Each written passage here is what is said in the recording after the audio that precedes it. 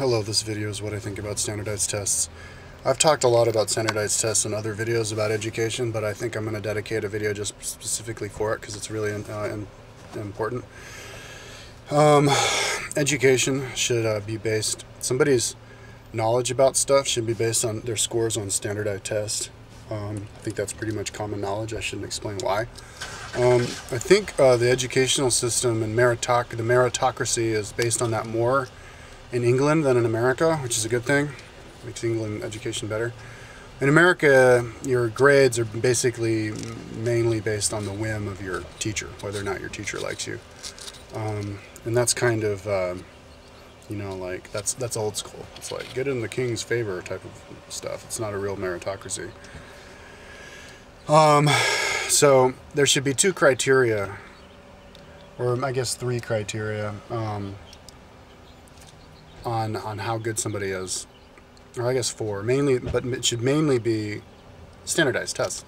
Also, your personal website. I guess that should be the number one, how good your personal website is. But standardized tests should definitely be the measuring stick of how well knowledgeable you are. And the way that they give standardized tests should be different than the way it is now. The way it is now, you take standardized tests when you graduate high school, and then you only have one chance to take them. Standardized tests should be a test that you can take whenever you want, as many times as you want, whenever you want. So if you take a test and you don't like the grade that you got, because the score that you got, because it's not high enough to get into a certain school or to get a certain job, or you want to get have a better score than like the Joneses next door or something like that, you should be able to, and not just be able to, but be encouraged. So therefore have it very easy to take another standardized test whenever. And it shouldn't be standardized tests with the technology. See, we have to take advantage of technology.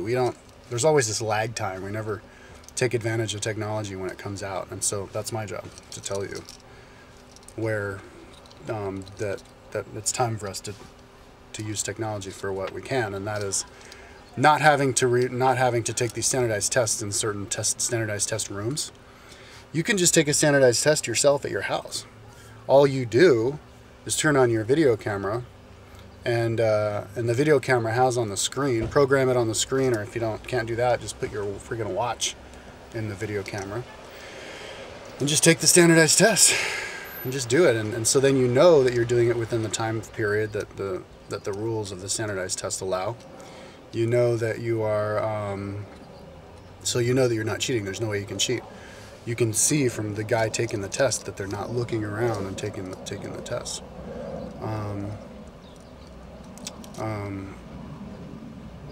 Perhaps, well, I guess you could be looking around at the wall, and there could be like cheat sheets all over the wall.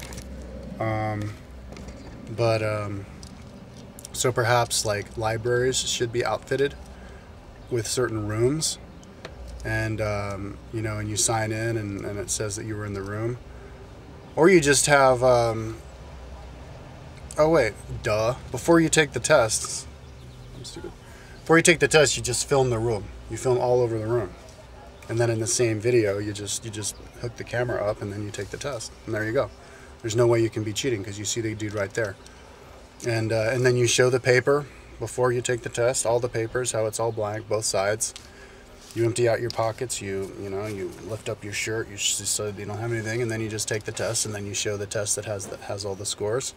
And maybe you even just score yourself right there in the field of camera. And if anybody suspects that you're cheating, well, I guess they'd have to watch the entire video, but that would be their job.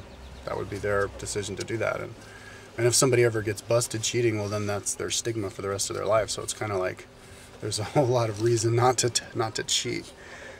But if you are cheating, anybody could prove that you are just by doing the video. Kind of like exercises. You do an exercise and it's like, I can do 50 push-ups in a row, and then you have the video right there. And yourself in the screen the whole time, so you can't cheat. So anybody can take a standardized test, and anybody can improve their test scores whenever they want. But the standardized test should be standardized. America over, the world over. The way that we decide standardized tests, well, it should be basically, I guess, a tournament type of a situation where whoever makes the best test, then you vote on the best test it is.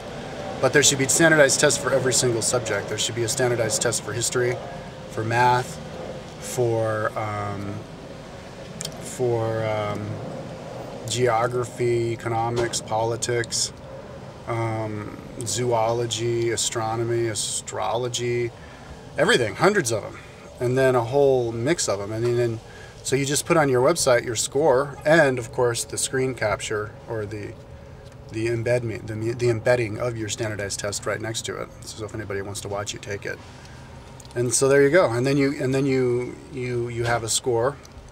100 is a perfect score, and then they go down from there, and so then you could just have all kinds of different combos. You could be like, yeah, my test score combo for the humanities, or my test score combo for history, biology, and math, just depending on whatever job you're applying for. Like, this job requires you to know this, that, and the next thing, and you go, well, my combo for this, that, and the next thing is this number. Like the percentage average is this number. And of course there's the granddaddy, and it's every single subject, like maybe all like 200 that are on the list if you want to go crazy and go, yeah, my average combo score is this. And then of course you would have a ranking system, and the world over, or I guess starting with America, and you go, yeah, I'm number 672 in this particular test, I'm number 797 in all the tests combined and everything, and then you would put those numbers up. And so that's how standardized tests should be. Just get rid of well, whenever you replace an old system, like saying you don't just like get rid of the other thing first. What you do is you just incorporate the new system, and then the new system slowly takes over. For example, the internet is slowly taking over, brainwashing, lemur, sheeple media. People are starting to find their own way and choose which videos and news stories they're going to watch, rather than watching the news and just listening to what they tell you to watch. People are slowly starting to get their news off of the internet rather than newspapers, So there will be the SATs, at the end of the school year for a while during standardized tests, and still standardized tests slowly takes over. And then of course we phase out the old SAT scores and stuff, because that's expensive. You gotta rent out the rooms, you gotta pay for the people to supervise them, and the pencils and the tests, and then the test grading, and which costs a lot, the test grading, where you could just grade yourself with the new standardized tests. And of course it's inconvenient for the people who take the test, because they have to all set their time aside for this particular time. I have an idea for the standardized test for the subject of history. It's going to be based on my timeline. It's going to be part of my timeline, and it's basically the history timeline made blank, and then you just fill it in. It's just to fill in the blanks, where you have to name all the wars, literally all the wars, all the kings, all the inventions, all the migrations, revolutions, rebellions, discoveries, famous books, everything, and you just fill it in, and then it's just a based on 100% score. And then of course you would have you'd have the granddaddy, which would take like say 12 hours to do, and then you would have the ones where it's just wars and just monarchs, and then you would just boil it down and make it simpler, so that something like the most basic stuff that you can do within 3 hours. Standardized tests, I think, should definitely be according to a timer, because you can't expect somebody to verify somebody if they're going to be there for 12 hours. You can't expect somebody to sit around that long. But so you definitely have a timer, just like the way it is now, where you have about an hour to finish 30 questions, and so you do it, because that tells you whether you know it or not. If you don't know it within the first 10 seconds, then you don't know it, and just sitting around banging your head against the wall isn't going to do anything. So yeah, definitely have timings of those standardized tests. Yeah, but we should all definitely, because the way the system right now is screwed up. For example, I took the SATs, my senior year in high school or whatever. I don't know what my grade is though. When I was in college, I was curious to find out what it was, and I took it at the University of Colorado, and I guess they were the ones who administered it. So I was supposed to, and if I was going to get this grade, I had to go to some certain office, but they never answer their phone, and when I went to the office, they were never there, so it's basically ended up being impossible for me to find out my grade. And they should fix that. Every single time somebody took a standardized test and passed, they should plug that into the United States educational system website, where you just type in your name and then you can get the standardized test. You type in anybody's name and you get their standardized tests. It should be open knowledge for anybody. It should but not compulsively, compulsatorily. I don't believe in making laws and making stuff compulsive. If somebody wants to be secretive about their test score, let them do that. But it should be, people should definitely take note of that. You know, am I going to hire the guy who advertises his test score, or am I going to hire the guy who doesn't?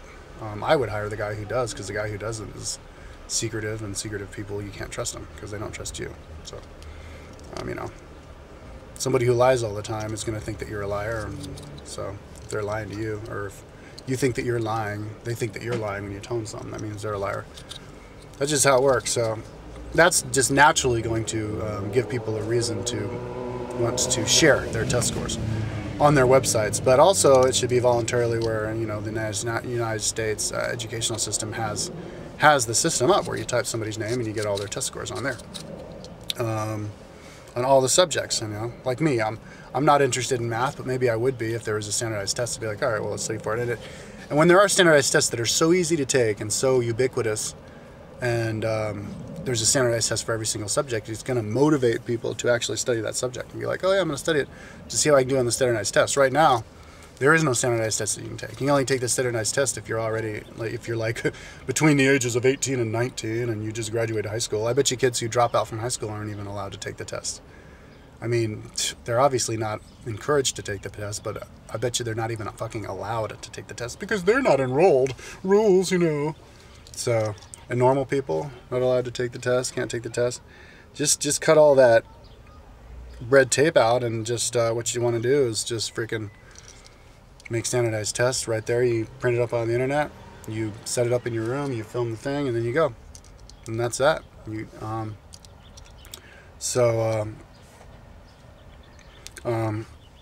Yeah, the job now is just to make them and put them up there. Whoever makes them, if the United States government doesn't put standardized tests up on their site, then normal people should do that. And they should be like, hey, look, you know, Jimmy Johnson over there down the way should be like, hey, look, I have the ultimate politics standardized test. Look, start taking it. See, that's me. That's my score. That's the rubric. And then we use that. Jimmy Johnson's from down the way standardized test. And then, so then everybody uses it. And if it turns out that that's the good one, then we use that until somebody comes up with another one, or he fixes it. You use the score. But we should definitely try and find a best standardized test. That's the finish and end all be all of standardized tests as early as we can, because so that we can compare ourselves with people from the past, you know, and not have to constantly do adjustments. Well, he did a better score. My grandfather did a better score than me, but that was on a different test. You know, obviously we will be modifying them, but we should try to make them as standardized and complete as we can, as soon as we can, so that we can compare ancestors with new people, so that we can actually prove and measure how quickly we are getting smarter. We are going to get a lot smarter. We are going to know. You know, like kids who are little babies now, by the time they're 70, they're gonna know a lot more than anybody today. You're gonna tell any person on the street, well, give me the history of philosophy, Western philosophy, from the time of the Greeks all the way up through now, and they're gonna be able to go like, yeah, well, then this guy, he introduced the concept of this, and then it evolved into this in this century, and they're gonna know everything because, well, the education system is going to be so good. So, yeah, so it's good to monitor that by making standards as we can. But basically, invite anybody to make them and create them, and put them on the internet and open them up. Okay, so that's what I think about standardized tests.